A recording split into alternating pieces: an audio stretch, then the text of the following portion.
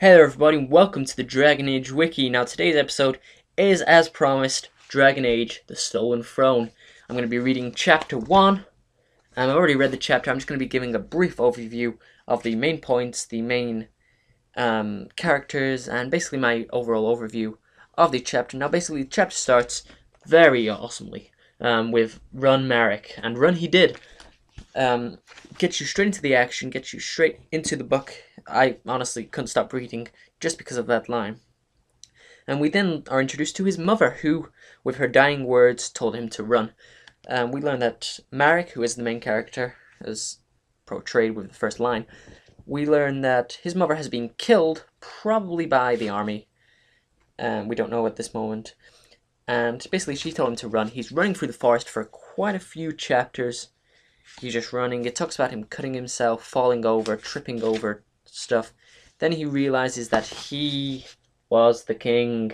He was the king. And he doubts himself for some pages. He's very whiny character at the beginning. He's basically going, oh, I can't be king. I'm nothing like my mother. His mother was the rebel queen, who was amazing. She could amass men who hadn't even fought before, and she could win a war.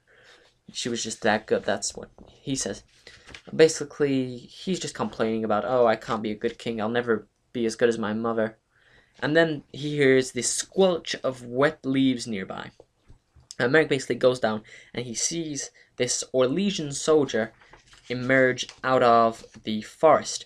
Maric knows it was the Orlesians who killed his mother, and he goes in to headbutt the Orlesian, which is a stupid move as the Orlesian is wearing heavy chain armor. Now basically Maric's head exploded with pain is the quote. He talks about how he may as well have headbutted a tree trunk. It was just that painful.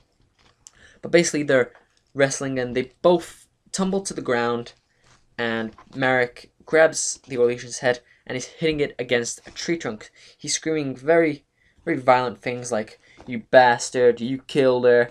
Basically, while this is happening, tears are welling up in his eyes. He's crying, going, she was your queen, you killed her, dur, dur, dur. And basically, he reminds himself that he is, in fact, the king. We get a bit of background on Queen Moria, who is King Maric's mother, the rebel queen. And he talks about, we just reminisce about his mother, how she would always put Maric in for a fight, even if the odds were stacked heavily against him. And he would always lose, but it's the experience, isn't it? And then the last line in Maric's chapter, because we get this big break here, which means a change of main characters generally. The last line Maric says is that they would pay for what they've done. If he did only one thing as king, it would make them pay. Yep. And then we go into Loghain. Loghain is my favorite character in the Dragon Age universe as of yet. But basically, this part isn't really that interesting. It's just backstory on Loghain. Basically, Loghain and his family were a farmer family. They lived on a farm, they did all the work on a farm, and all that.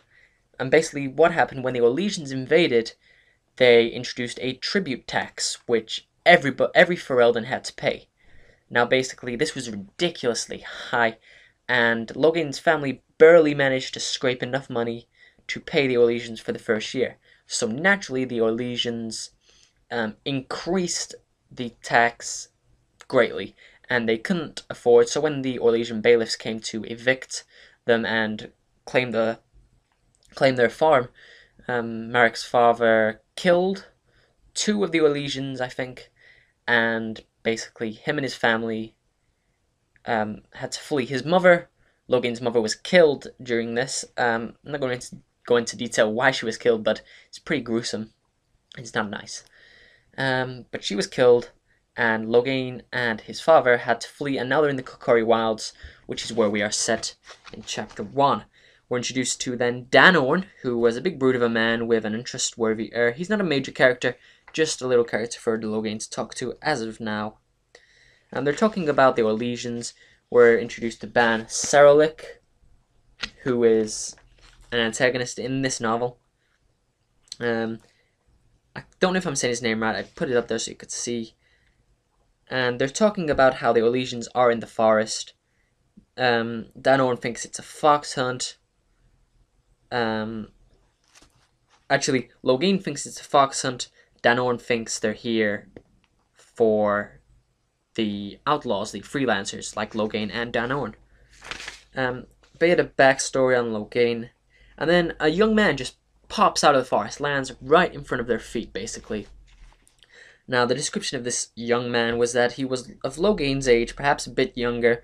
His fur hair and even furrer skin were obscured under scratches, leaves, dirt, and a healthy dose of blood.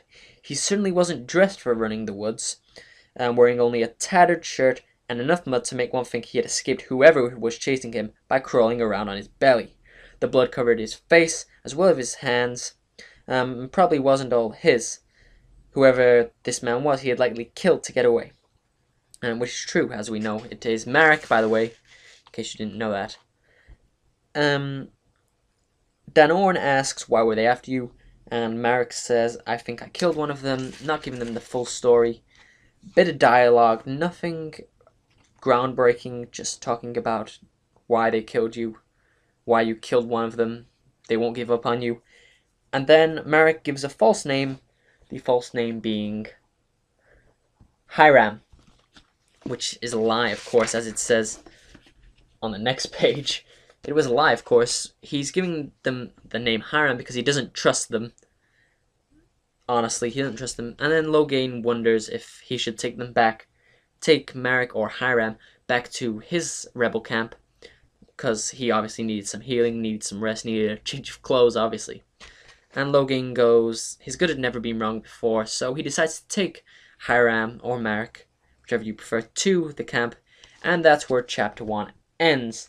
Next week, chapter 2, if I can read it, it is 60 pages long. I think that's about right. No. That's how long chapter 2 is. It's quite long. I might finish it by next week. We'll soon find out.